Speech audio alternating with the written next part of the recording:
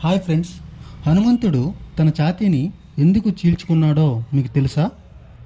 సీతారాముల పట్టాభిషేకం సమయంలో సీతాదేవి హనుమంతుడికి ముత్యాల హారాన్ని బహుమతిగా ఇస్తుంది. హనుమంతుడు దానిని తీసుకొని చిన్న చిన్న ముక్కలుగా చేసి ఒక్కొక్క ముక్కని దీర్ఘంగా పరిశీలిస్తూ కింద పడేస్తుంటాడు. దానిని చూసిన సీతాదేవితో సహా సభలో ఉన్నవారు అందరూ ఆశ్చర్యానికి గురవుతూ, హనుమ, సీతాదేవి ఇచ్చిన బహుమానాన్ని ఎందుకలా నేలపై పడేస్తున్నావు అని అడుగుతారు. దానికి బదులుగా హనుమంతుడు, ఈ బహుమానం పైన నా రాముని నామము కనిపించట్లేదు.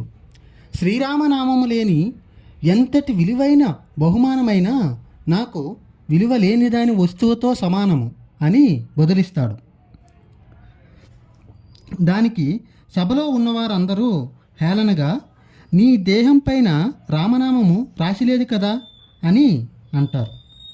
హనుమంతుడు దానికి బదులిస్తూ, రామనామము నా దేహంపై అవసరం లేదు, ఎందుకంటే సీతారాములు వారు నా గుండెల్లో కొలువై ఉన్నారు.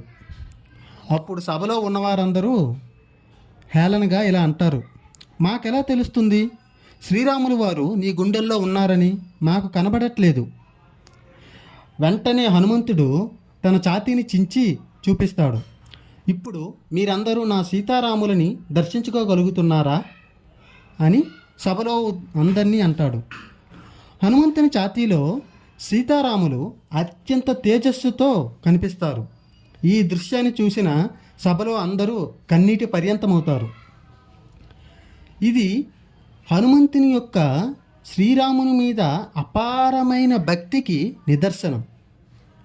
ఈ వీడియో కానీ మీకు నచ్చినట్లయితే జై శ్రీరామ్ అని కమెంట్ చేయండి.